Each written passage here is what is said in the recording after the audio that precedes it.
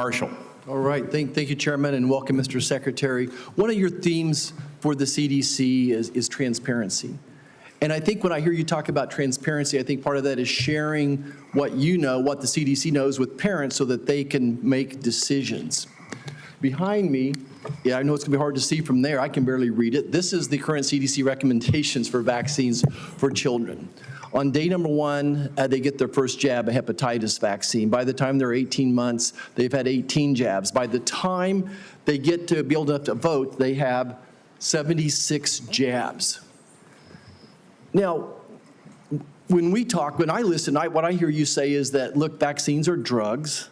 We need a measured response and a measured, when do we use this? It's interesting that the United States has put age 65 and older for COVID vaccine. UK has chosen 75 and France 80. Obviously, scientists disagree exactly when that should or shouldn't be. Hepatitis B vaccine, it makes no sense to me. I've only delivered 5,000 babies, but we do a hepatitis test on every mom. By the time she delivers that baby, I know her pretty well. And if she doesn't have any risk factors, if she's not an IV drug abuser, if she's in a stable monogamous relationship, nobody at home has hepatitis, I don't see the benefit myself in that hepatitis vaccine. Everyone's eligible for it, everyone can get it, and my pediatricians don't always agree with me. And no, I'm not saying if you don't know the hepatitis status of that patient, they shouldn't get it. I'm not saying if this person's had no prenatal care, that puts them at risk for hepatitis. Can you just speak a little bit, when you talk about transparency, and trying to empower and make vaccines available, these should be treated just like a medication. Yeah, I mean, I say I'm not anti-vaccine. Saying I'm anti-vaccine is like saying I'm anti-medicine. Well, I'm pro-medicine, but I understand some medicines harm people. Some of them have risks.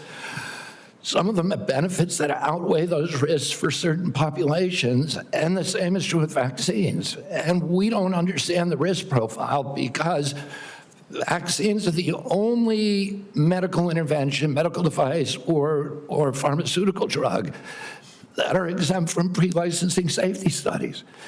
And so there are 2 hepatitis vaccines, and one of them had a safety study that lasted for 4 days on 143 kids for a product that's going to be given to 76 million kids. Yeah. The risk profile prior to the introduction of the vaccine, the risk of a baby dying from hepatitis B was 1 in 7 million. That means you need to give 7 million hepatitis B vaccines to prevent 1 death if you're going to give 7 million. So, Mr. Secretary, and I guess before the press labels me wrong, I'm not anti-vax either. I think MMR's been a great vaccine. The DPT's been a great vaccine. Polio's been a great vaccine. Smallpox. So there are great, but it's the measured approach that we're after, the transparency. You're trying to empower parents here. What I feel the difference is, sometimes my friends across the aisle feel like there's a one-size-fits-all, that they should be telling parents what to do. And what you and I are fighting for is we want to empower parents to make these decisions. I want to talk about morbidity and mortality of COVID for just a second. It is so true that 2 things can be true, and I don't understand why, just the rabbit hole some of my colleagues are going down. There's a big difference. When I was out there practicing, doing volunteer work, I was so confused myself on the numbers. People dying with COVID versus from COVID. And we still don't have that message, and I think that's what I hear you saying as well. How many people died from COVID versus with COVID is a different answer. The situation today is so different when this monster virus was made in a laboratory in Wuhan, China, and none of us had ever seen this virus, and we had no immunity to it. But today, every American's had COVID a dozen times probably, and we built up immunity. I think that's why both things are true. It was a miracle. Warp speed was a miracle, what President Trump and his team did, and it saved millions of lives most likely. But it's also true that it probably killed some people. Like most vaccines do, there is a death rate associated. So both things are true. Anything else you want to clear up on the morbidity, mortality of COVID and COVID vaccines? Well, I think you just cleared it up. The COVID vaccine was critical. President Trump's leadership got it to us when our society was locked down. It allowed us to open up. It was, as I said, perfectly matched to a virus that was new in the experience of humanity. And so it was a miracle.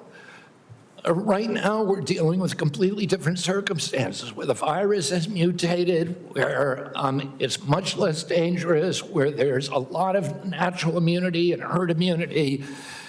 And so the calculus is different, and it's complicated. And, if you just want to turn everything into a soundbite, it makes it, you can't have a grown-up conversation. But, there were more reports to VAERS, which is the only surveillance system that we have, of injuries and deaths from that vaccine than all vaccines put together in history. So we have to acknowledge that there was a cause. We acknowledge that there was a benefit. We can't quantify either one because of the data chaos at CDC, and that's all I'm saying. And they think I'm being evasive because I won't make a kind of a statement that's almost religious in nature. Did it save 1 million lives?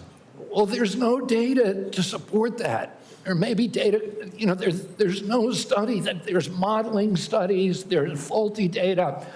I'm not going to sign on to something if I can't do it to a scientific certainty.